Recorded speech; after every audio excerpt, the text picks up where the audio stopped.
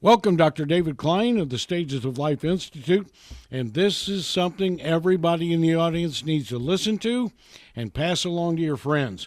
We're talking about a new test, dementia diagnosis testing, and it was recently in the news with our president. Yeah, our president went through, got looked upside down and sideways. It's the sort of thing that we do for our senior politicians on a regular basis because they pretty much have to be up to snuff. So a cardiologist will look at the heart. A pulmonologist will get a good, healthy look at the lungs. A GI guy will get a look at the liver, kidneys right on down the line. You're going to get specialists looking at them upside down and sideways. That's for the president. One of the things that they did this time around, I'm not entirely sure why they did it, but they did it, was they screened him for dementia. Probably because of the way the press has been carrying on and his detractors are trying to find something wrong with the guy. He did something that I did, actually, which was to take a test called a CogniView. Now, there are 10 of these units in the country at last count. One of them is up in Bethesda. There's one in my office. There's one of the inventor up in Harvard. And I'm not sure where the other 7 are. Okay? But what this does, interestingly, is it screens for Alzheimer's disease, other dementia processes as well, but it does it in such a manner as to detect things early when you can still treat them.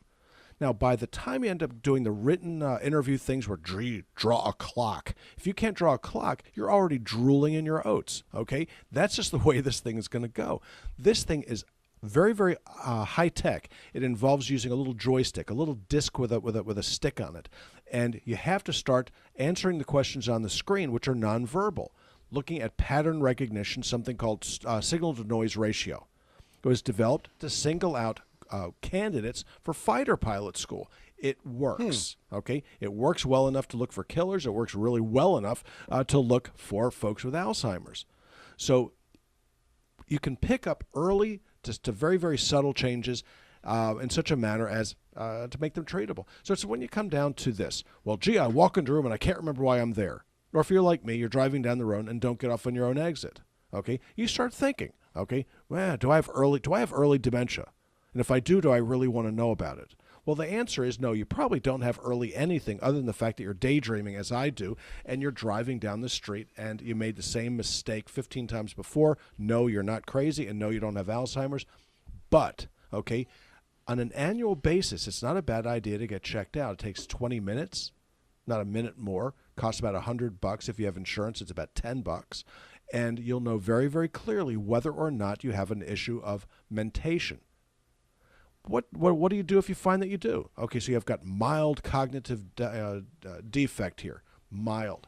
Okay, then you figure out why. What are the different types of disease states that can cause a picture of dementia? It's not just Alzheimer's and you're gonna end up in a nursing home. No, most common is adrenal fatigue. So let's say your adrenals aren't working right. You're not sleeping well at night because you're waking up 3 or 4 times a night to pee. Okay, so you're not going to sleep well. Oddly enough, the adrenals take a hit. Cortisol levels drop. Now all of a sudden, oddly enough, you can't think exactly as you did before. It leads to a blood test. You find out what's going on and you fix it. You recheck the CogniView in 3 to 6 months, and oddly enough, you'll see it improve. Don't you know? What happens with testosterone? Well, it decreases with age. It also causes cognitive defect when it gets down much below 200. You can watch the studies reverse with this technology. Interesting. Thyroid disease, very, very common as you get older. Now, why does thyroid disease become more common as you get older? Because everything becomes more common as you get older. The only thing that becomes less common as you get older is youth. Okay? So here's how it works. Your thyroid stops working as it once did. The TSH remains fairly normal. So your family doc or whomever is going to tell you, oh, you're normal because your TSH is okay. But your temperature's low. You're not functioning as you once did. You know something's wrong. You suspect thyroid, but your TSH is normal. You can watch the cognition improve by treating the thyroid. What else can cause this? It's really, really neat the way these things work. So you're looking at gonadotropins. You're looking at thyroid. You're looking at adrenals as treatable causes of dementia. Pregnenolone, root adrenal hormone, sometimes known as the memory hormone. Wouldn't you know it? We're seeing patients in the office. They're coming in low levels of pregnenolone. I'm running the CogniView on these folks so I can get a baseline measurement. You start the treatment, and the CogniView measurements get better. Okay, what about pain medications? Okay, so you're taking chronic pain medications. Well, what do chronic pain medications do to your ability to think? Okay, well, you know the obvious, but what you don't know is why it happens. It's not just getting stoned, or it's not just getting narcotized by the opium or the opiate derivative, but it shuts down a hormone called ACTH, which in turn shuts down the production of a hormone called cortisol. So how do you fix this? If you're taking nasal steroids, you have the same problem. If you're taking Adderall, you have the same problem. These are not narcotics. These are steroids or amphetamines. The effect is the same. So what do? You increase cortisol by taking a prescription, and the brain starts to work better. So the CogniView is an interesting means and mechanism to measure things. It takes all of the worry out of being close. You know, the interviewer isn't going to sit back and say, well, gee, this is a friend of mine, therefore I'm going to score them a little bit differently. Or you're going to give it a test to somebody who has to read it in English, but they're from Spain.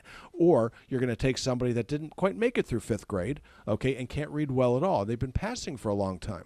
These written tests have their downfalls. They have their pitfalls.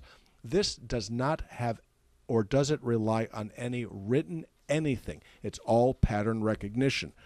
What does it take? It takes 20 minutes. We're offering it to the public. It's something that I really, really believe in. Otherwise, I wouldn't have spent the fortune that I spent on getting this machine. There's a reason they're not popular. It's because they're expensive. Okay? Does insurance pay for it? Not very much. It's just one of those kinds of services that we do, and it's just remarkable the data that comes through. But if you have this done in a timely manner, and you get checked, let's say, every 6 months or a year, this can catch dementia in the earliest of stages. While it's treatable. So let's go back to those movies, those awful Armageddon-esque movies where there's a meteor coming towards the planet. And the only way that you can save the planet is by attacking it somehow with some kind of explosive. All right? The further out you hit it, it takes very, very little deflection to make it miss the planet, right? We all know. We've seen these movies. They started back with Orson Welles, and they continue to this day. It's the same thing with medical illnesses. Okay, there's a trajectory that you have to deal with. And if you catch things early, it doesn't take very much effort to deflect them. Okay, if you're boxing, you know a lot about blocking. You don't hit the punch coming at you, you deflect it. If you're fencing, okay, you deflect the foil as it's coming towards you. If you're doing judo, you deflect the attacker. When you're looking at illness, you do very much the same thing. You try to deflect things early in the pathway, and it makes it a whole lot less damaging and takes far less effort. Now, let's say that somebody comes in with dementia, and you don't really know what's causing it. The typical thing that's done is you're going to receive the usual medications that are out there now for Alzheimer's. Well, think this one through for a second. If you look at the side effect profiles of these things, you'd want to think twice about it. Okay, but what else can cause dementia? If you're looking at somebody and you measure and you find that they've got dementia, you take a harder look at those individuals. Where do you have to look? Sometimes just in your medicine cabinet. Are you taking cold medications, antihistamines? Well, why do you care about antihistamines? Because the medications that we use to treat real Alzheimer's are pro-cholinergic and pro-histaminic. When you're taking cold preps, the over-the-counter ones, they're antihistaminic, anticholinergic. Any medication that you take that's going to dry your mouth out is going to increase your risk of developing Alzheimer's or some type of dementia. We can measure it, we can fix it, we deal with it, deflect it, and move on. It's absolute brilliance, and we have it at Stages of Life. One of few centers in the whole country. Go figure that one out. So the president could have come down and got his test at your place. Well, it's a possibility. Okay, I did my thing on Air Force 2 years ago. Mm-hmm. I've done my time. I have given mine. I'm not about to drive back up there anymore for anybody. SufferNoMore.com, SufferNoMore.com. That'll teach you all about the Institute, and it'll talk about the doctor too. And StagesOfLifeVitamins.com. That is a great program for you to be enrolled in. And we'll talk to the doctor again tomorrow.